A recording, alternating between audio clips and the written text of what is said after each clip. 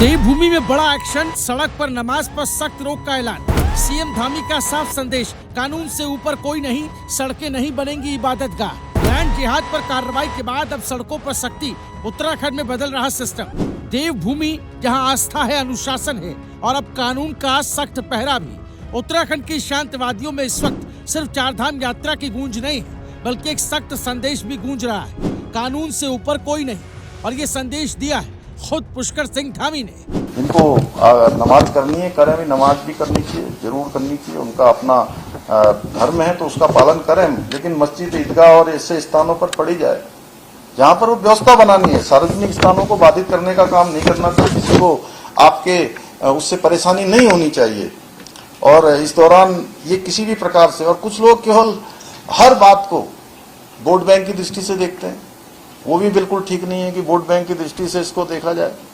इन सब व्यवस्थाओं में वोट बैंक से ऊपर आना चाहिए लोगों को। देहरादून से निकली ये आवाज सिर्फ एक बयान नहीं, बल्कि एक साफ नीति है। सीएम धामी ने साफ कर दिया कि अब देवभूमि में सड़कों पर नमाज के नाम पर अवरोध बर्दाश्त नहीं किया जाएगा। उन्होंने दो टूक कहा, सड़कें इबादत के लिए नहीं, आम लोगों की आवाजाही के लिए हैं। और सवाल भी यही है कि किसी भी धर्म के नाम पर सार्वजनिक सड़कों को रोकना सही है?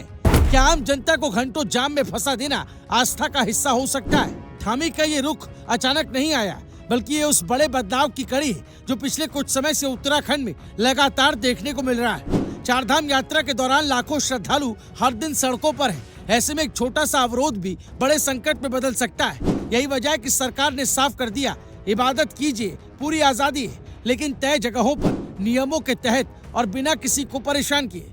सीएम धामी ने ये भी कहा कि नमाज के लिए मस्जिदें, ईदगाह है, निर्धारित जगह है, तो फिर सड़कों को क्यों चुना जाए? अभी मैं देख रहा था कि कांग्रेस के एक बड़े नेता कह रहे थे कि सड़कों पर नमाज पढ़ने देना चाहिए। हमने कहा कि नमाज पढ़ने का जो स्थान है, नमाज वहीं पर होनी चाहिए। ये व्यवस्था है, इस व्यवस्था को बिगाड़ने का किसी को कोई भी अधिकार नहीं है। जो भारत की व्यवस्था कहती है, जो हमारे विधि व्यवस्था कहती है, हमारा प्रशासन कहता है। ये सिर्फ प्रशासनिक सवाल नहीं है, ये सामाजिक संतुलन का सवाल है। क्योंकि जब एक समुदाय सड़क रोकता है तो दूसरा समुदाय भी वैसा ही करने की सोच सकता है और फिर शुरू होती है अराजकता। और यहीं पर धामी सरकार ने एक मजबूत लाइन खींच दी, देवभूमि में अराजकता नहीं चलेगी। उन्होंने चेतावनी दी है कि अगर किसी ने सड़कों को बंधक बनाने की कोशिश की तो सीधी कार्रवाई होगी, बिना किसी भेदभाव के। चारधाम यात्रा चलती है, उस समय चारों तरफ शांत वातावरण है। चारधाम यात्रा कोई एक तरफ से नहीं चलती है। चारधाम पहुंचते हैं लोग तो कुछ देहरादून के रास्ते पहुंचते हैं, कुछ विकास नगर से पहुंचते हैं, कुछ हरिद्वार से पहुंचते हैं, कुछ कोटद्वार से जाते हैं, कुछ उधर रामनगर की तरफ से जाते हैं। कई तरफ से लोग वहां पहुंचते हैं। लखनऊ से आने वाले लोग उस तरफ से अपना रास्ता बनाते हैं, दिल्ली की तरफ से जाने वाले इधर से आते हैं, भारतवर्ष के अनेक कोनों से आने वाले लोग यहाँ आते हैं। इसलिए इस समय पर सड़कों को बिल्कुल जो है धार्मिक प्रदर्शन, अवरोध, इसका माध्यम नहीं बनने दिया जाएगा। ये हमने तय किया है कि किसी भी कीमत पर हमारे राज्य में आने वाले जो सनातनी हैं, चारधाम यात्री हैं, उनको कोई परेशानी न हो। वैसे भी इस समय में काफी ज्यादा संख्या में आ रहे हैं, तो व्यवस्था बनाना हमारे लिए एक चुनौती जैसा है। अब जरा इस फैसले के पीछे की बड़ी तस्वीर समझिए। पिछले कुछ समय में उत्तराखंड में लैंड जिहाद को लेकर भी बड़ा अभियान चलाया गया है। सरकार ने हजारों एकड़ सरकारी जमीनों को अवैध कब्जों से मुक्त कराया।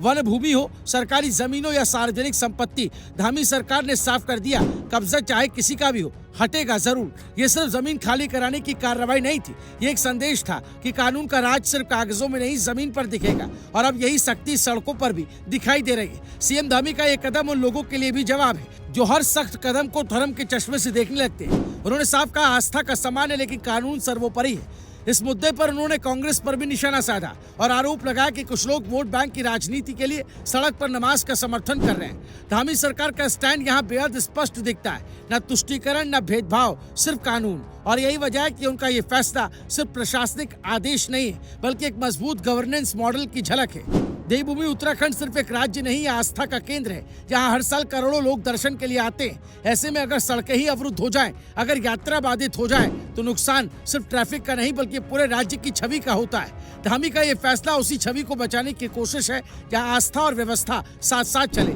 जहां धार्मिक स्वतंत्रता हो लेकिन नियमों के भीतर।